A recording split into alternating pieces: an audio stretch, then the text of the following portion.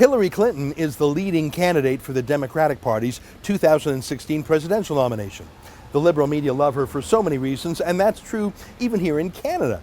I typed in the words Hillary Clinton into the search engine of the Globe and Mail, and they've done more than 3,800 stories about her.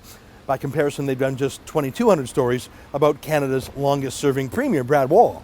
The CBC is similar. Their website search engine shows 3,100 stories about Hillary Clinton. To their credit, they've done a few more on Brad Wall than Canada's national newspaper did. But here's my real point. As of this afternoon, when I taped this report, neither the CBC nor the Globe and Mail had done a single story on the fact that the FBI has launched a criminal investigation into Hillary Clinton. Don't you find that odd? A criminal investigation. If the FBI were to launch a criminal investigation into some nobody-nothing Republican like the mayor of a tiny town, you'd hear about it on the CBC, let alone say one of the 16 or 17 Republicans running to be president. But this is Clinton, wife of Bill, former Secretary of State, former senator. She's being investigated by the FBI, and nothing from the CBC or the Globe, not one story? Why?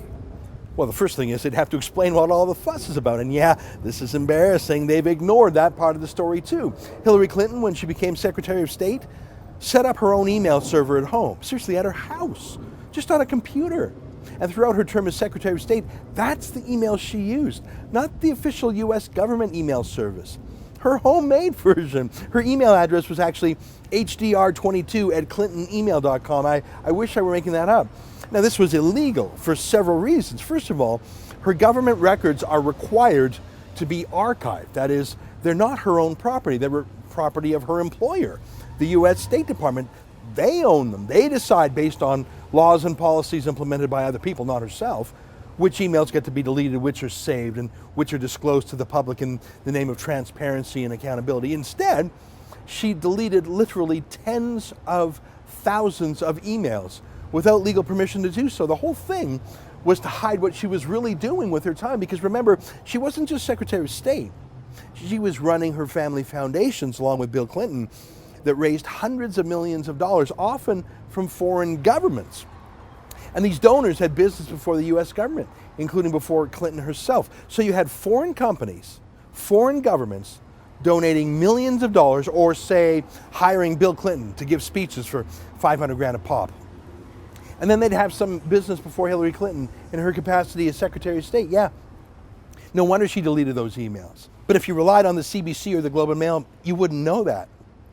So you wouldn't even understand what an FBI investigation could even be about.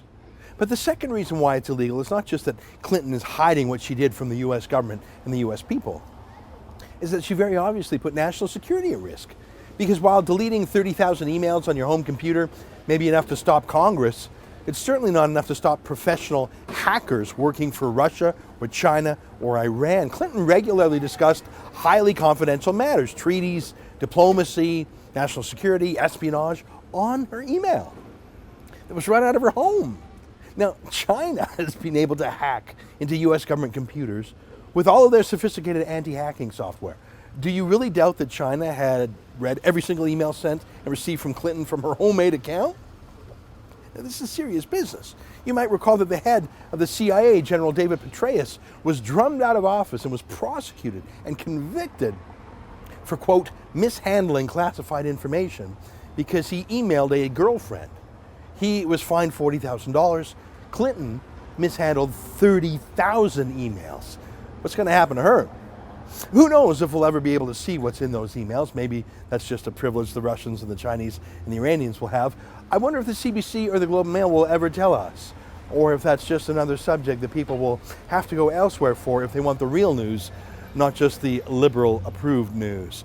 Look, even U.S. liberal news sources like CNN and the Washington Post, and even People magazine, for crying out loud, have covered this FBI investigation. It just goes to show you, you can't trust Canada's media party to tell you the whole story.